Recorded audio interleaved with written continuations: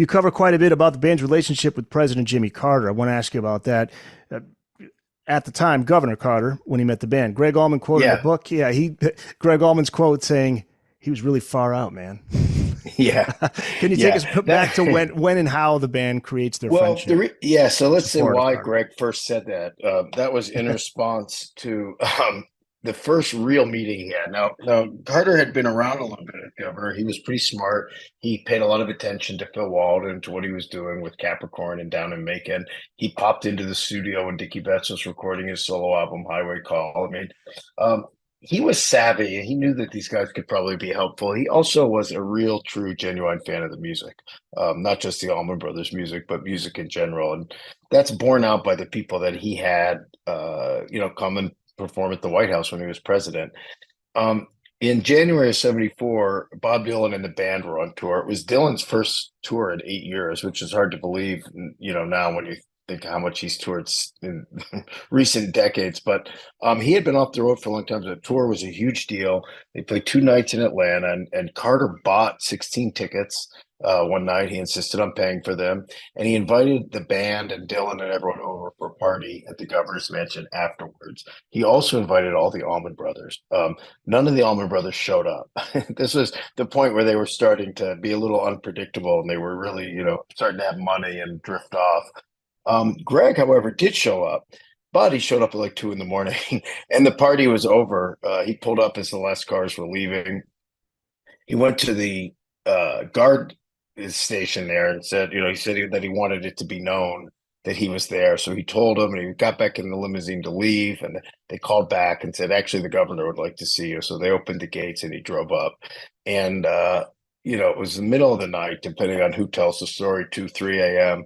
And there was Carter standing on the porch in jeans and a t-shirt and greeted Greg. And as they walked in, he said, I got some new Elmore James records. We can go in and have a drink and listen to them. And Whoa. then he was quoting Midnight Rider and other lyrics to Greg, and it just blew Greg's mind. So that Far Out Man was really in reference to like, oh my God, I just drank scotch and listened to Elmore James with the governor. I Yeah. think it seemed far out, that was as good of a description as any. I mean, it was really incredible. And so that was the beginning of this beautiful relationship. And that night, Carter said to him, I'm thinking about running for president, and if I do, I'm going to need your help.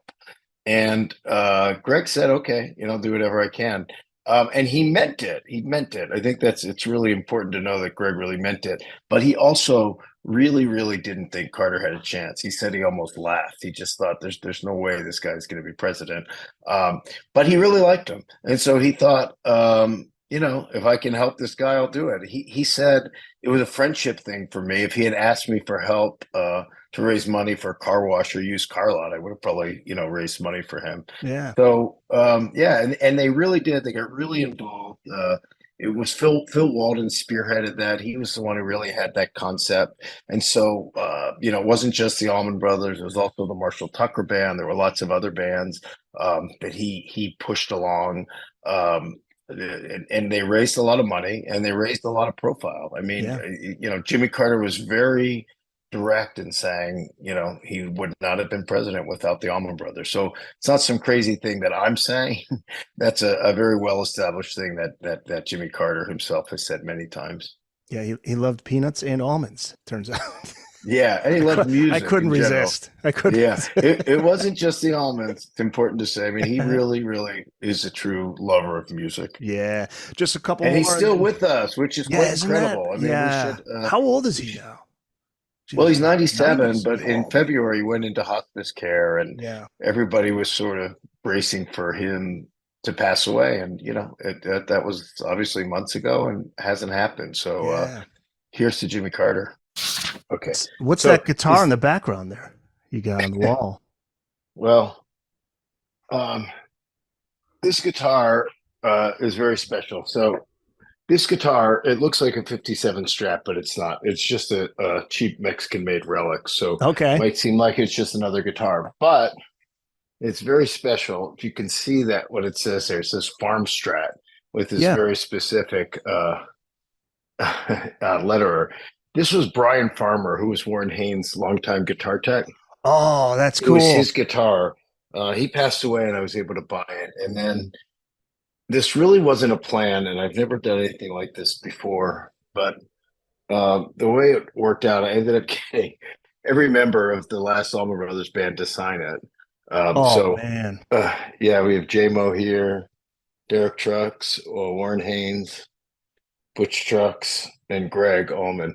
And I'm not like an autograph guy. This just happened. I brought the guitar in to the rehearsal studio when the Allman Brothers were rehearsing for their final shows in October 2014 because I had just got it and I wanted to show Warren. And then Derek wanted to see it, and O'Teal's on here somewhere too. I didn't show him. Um, and everybody got really excited. So I asked Warren to sign it because Warren and Farmer were so close. And then JMO saw me. He said, "What about me?" So I said, "Sure." So JMO signed it, and then Butch was standing next to JMO, so he went like this for the marker. So he signed it. Then O'Teal and Derek came over and said, and I wasn't going to have Greg sign it. It seemed cheesy to ask him, but I was walking away back to put it away, and he said, "Hey, what do you got there?" Called me over. I think that he thought everybody was so interested in it because it was really a 57 Strat. But I told him what it was. And I said, and then he was sort of insulted that I didn't ask him to sign it. Ah. Because I just didn't want to, it was an honor to be in the rehearsal. I didn't want to like overstay my welcome. And so Greg went like this, like, give me the marker. And so yeah, so I had a luthier friend shellac it, so it's preserved.